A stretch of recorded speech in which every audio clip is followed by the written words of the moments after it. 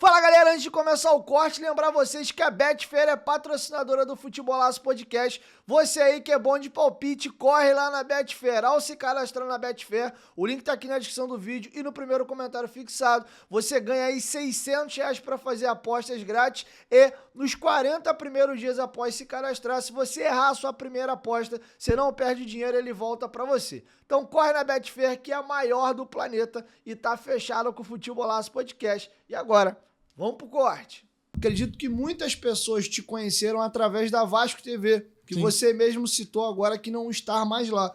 Queria te perguntar esse processo, como é que foi a tua chegada à Vasco TV, por que você saiu e qual foi a importância dela na tua carreira? Começar de trás para frente. Cara, muito importante para mim. Hoje eu tô trabalhando no canal Nosso Futebol, comentando Série C, Bundesliga e Copa do Nordeste, e alguns campeonatos estaduais que a gente comenta no início do ano. E essa porta que eu tenho hoje aberta, foi aberta lá na Vasco TV. E até aproveitar para agradecer o Greg, que é assessor de imprensa do Vasco, o Carlos Gregório, que a gente se conheceu fazendo blog lá em 2008, em 2009, quando quase ninguém tinha blog, quando o blog era um negócio distante, a gente quase não tinha Twitter, Facebook, Instagram, nem pensar. Então era aquele trabalhinho de formiguinha ali de blog. O Greg, se não me engano, o Greg é de Maceió. Não é de Maceió? É. O Greg lá de Maceió produzindo, eu lá de Petrópolis produzindo, e a gente tentando se ajudar, e o Greg conseguiu entrar dentro do Vasco.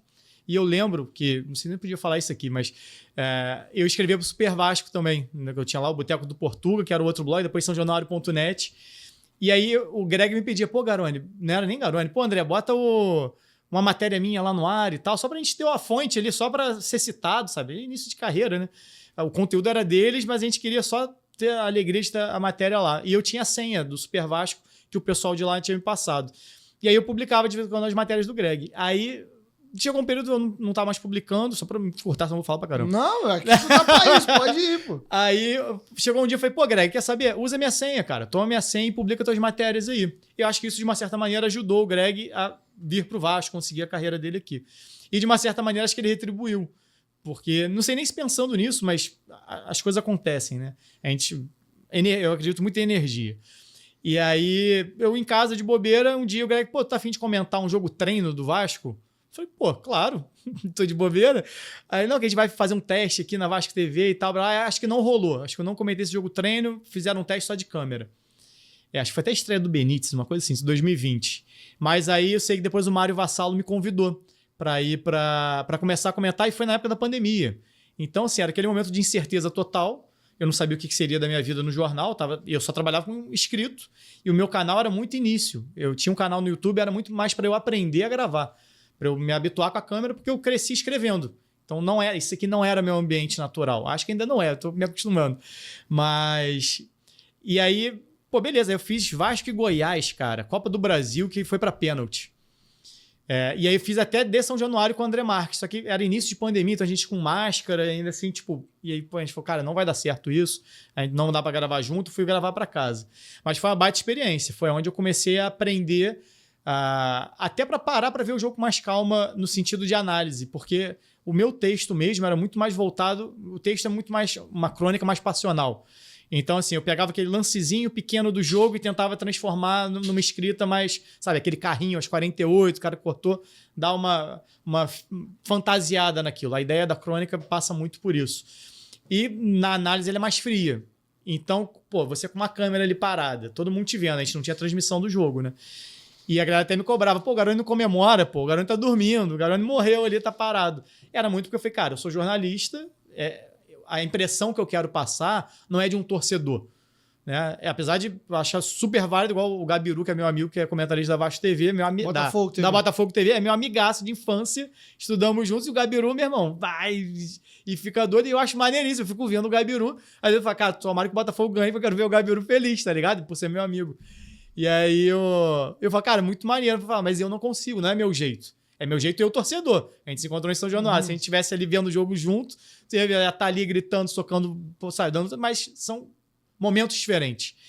Mas ali eu aprendi, então, a parar um pouquinho e tentar ser mais frio na hora do jogo, mesmo com uma câmera na frente. Então, assim, para mim foi fundamental. Se hoje eu estou na TV trabalhando lá no Nosso Futebol, foi por conta disso, até porque o Rolim, que foi quem me contratou no Nosso Futebol, no DAZN, Ele me conheceu ali, fazendo Cariocão, que a gente fez, Cariocão TV, porque ele comentava o Carioca também, o Mamute, que é narrador. Então, essa galera que hoje trabalha comigo, muita gente trabalhava no Carioca quando a gente estava transmitindo o Carioca na Vasco TV. Então, sou muito grato a todo mundo. E eu saí, cara, por cansaço. Era exatamente isso, sabe? Na época eu até falei, cara, tá desgastante, a galera acho que não entendeu, ou não acreditou muito, né? Mas eu não ia ficar, tipo, cara, tá cansativo pra minha filha, sabe? São coisas que eu não tenho um estúdio, ou não tinha um estúdio pra gravar. Era na sala.